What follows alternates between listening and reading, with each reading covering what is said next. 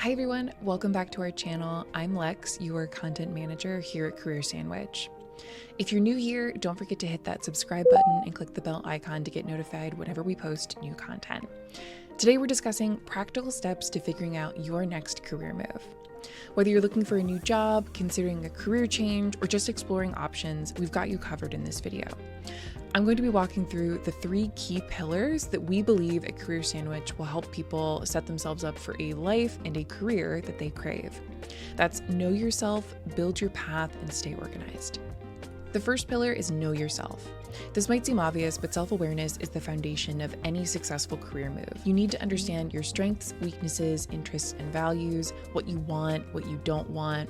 By understanding what you want, what it is that you are hoping to see in the future, you can better align yourself to that path. If you're going forward and just applying to whatever sort of job you think might fit you, you're probably going to end up wasting a lot of time. That's why know yourself is the first pillar that we often talk about here at Career Sandwich. You need to know yourself in order to build your path forward. Knowing yourself is an ongoing process. As you grow and evolve, so will your career aspirations. So I'm going to walk you through a couple different ways that you can dig a little deeper to know yourself, figure out what it is that you want or don't want. But I also want to highlight that this is something that you can return back to. It might be something that you check back in with every once in a while. One of the best ways to know yourself is to take a little time for self-reflection. Take time to reflect on your past experiences. What did you enjoy? What did you dislike? What were you good at? Any sort of journaling, reflection, audio notes person, so like whipping out your phone, doing a little audio note can be helpful. I really like using tools like Otter AI. It's a recording transcription platform. So I will record myself doing some self-reflection, answering a journal prompt or thinking through an idea, and Otter gives you this like really quick summary at the end of your recording. It can be really helpful to check back in with things to see like what were you thinking about at that time? What came up? What patterns arose? Taking time to also think about your strengths and weaknesses is also really helpful. Identify your key strengths and areas for improvement. Looking at things like job descriptions that you're interested in can be a really great way to assess what your strengths and weaknesses are if you're really struggling. By looking at job descriptions that you have an interest in, you can better see where you're actually lighting up. It's like, what in that job description are you excited about? What are you maybe not excited about? And what could this tell you about areas for improvement or strengths to lean into? If you're looking for more like assessment-based opportunities to dig into your strengths and weaknesses, tools like the Clifton Strengths Assessment or the High Five test can provide valuable insights. Another great way to know yourself is to set goals. Clearly define what you want from your next career move. Are you looking for more responsibility? Do you want a better work-life balance? What does work-life balance even mean to you? Is it a completely new field? Is it the same field you're in right now? Knowing your goals will help guide your decisions. I really recommend avoiding being too vague in your reflections. So the more specific the vision, the better you'll be able to communicate that to someone else.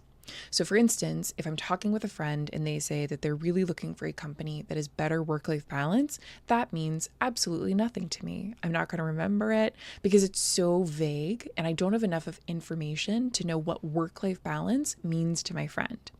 On the flip side, if that friend came to me and said, I'm really looking for an opportunity that allows me to work from home 70% of the time. Like I really want a majority of my experience to be hybrid and working from home. That I will remember and be able to reference if I give my friend some recommendations for job descriptions or positions. I'll be thinking about, oh, is this a hybrid role? Is this a role that's mostly remote? Is there an opportunity here for my friend? Versus the original item that my friend had mentioned of just wanting better work-life balance really doesn't mean a lot to me because I don't actually know what that looks like. The second pillar is build your path. Once you know what you want, the next step is to take actionable steps towards achieving it. One of the best ways to do this is through networking and talking with people doing the work that you want to be doing through things like informational interviews or coffee chats. So start building connections in your desired field once you have an idea of what that desired field or position is. Attend industry events, join professional groups, and reach out to people on platforms like Meetup or Eventbrite. Informational interviews are also a really great way to connect with other people. By scheduling things like coffee chats or virtual meetings with professionals in roles you're interested in, you can better understand what their day-to-day looks like, what experience you might be lacking or already have. And this can provide valuable insights to help you build your network and build those next steps forward. Things like skill development and interview practice are also really helpful in building your path forward. By understanding what skills you need to develop, lean into, or hone, you can then take steps to acquire them. Websites like Coursera, Udemy, and LinkedIn Learning offer a plethora of options to upskill. Interview practice is also great. Preparing for interviews by practicing common questions and refining your responses can also help you better communicate yourself overall. Mock interviews can be incredibly helpful, even if you're mock interviewing with someone who's not in your field. I personally love to pick on my mom to give me mock interviews because she fully does not understand what I do for work. But I think that's actually really beneficial. It means that when I talk to her, I have to be really clear about what it is I'm doing, what I want, and how I can assist the company. I honestly think it's sometimes more beneficial to interview with someone who isn't in your field. That way they can really give you unbiased feedback on how you're coming across. It's also possible that in your first interview or two, you might be interviewing with someone who doesn't have the same depth of knowledge that you do about your field. It can be really helpful to practice with someone who also does not have a lot of depth in your field. Building your path is all about taking proactive steps to close the gap between where you are and where you want to be. It requires effort, persistence, but it's essential for making progress. Now that you know yourself and you've begun building your path, the last pillar is staying organized. Organization is crucial for follow through and staying on track for your career plans.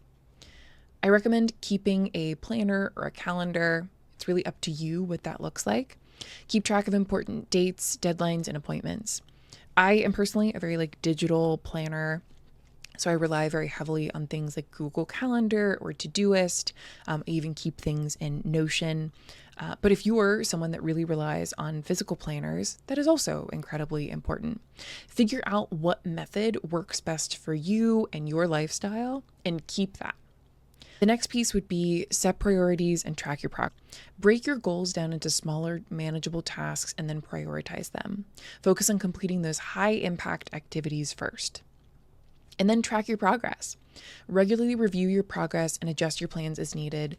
Tools like Trello, Asana, Notion, or just a good old-fashioned to-do list can help you keep track of tasks and milestones. I think tracking your progress is a really underrated part of staying organized, but it's also a great way to build in something to reflect on for future sessions for yourself, future moments in time.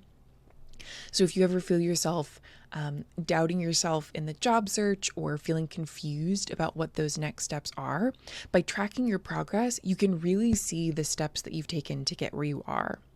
It can often feel in the job search or even just in the day-to-day of your career that you're not making a lot of progress. And that's probably because you're not tracking your progress or tracking the things that you've done. Even just a short list each week to remind yourself of what you've accomplished that week can be really helpful. Lastly, the recommendation here is following up for staying organized. Keep a record of your interactions and try to follow up promptly. This includes things like sending thank you notes after interviews or staying in touch with people in your network. Staying organized helps you manage your time effectively and ensures you don't miss out on opportunities. It can also reduce stress and make your job search more manageable in the long term. It takes a little bit of time to set up the staying organized elements, but I promise you, your future self will thank you for staying organized. Career development is a journey and it's okay to take your time to figure things out. I hope you found this video helpful and it gave you some next practical steps to take in your career. If you found this helpful, please give it a thumbs up, share it with your friends, and leave a comment below. We'd love to hear from you if you've got questions on how to build a practical next step in your career, or you just want to give some recommendations for people on things that have worked for you. Thanks so much for watching and happy searching.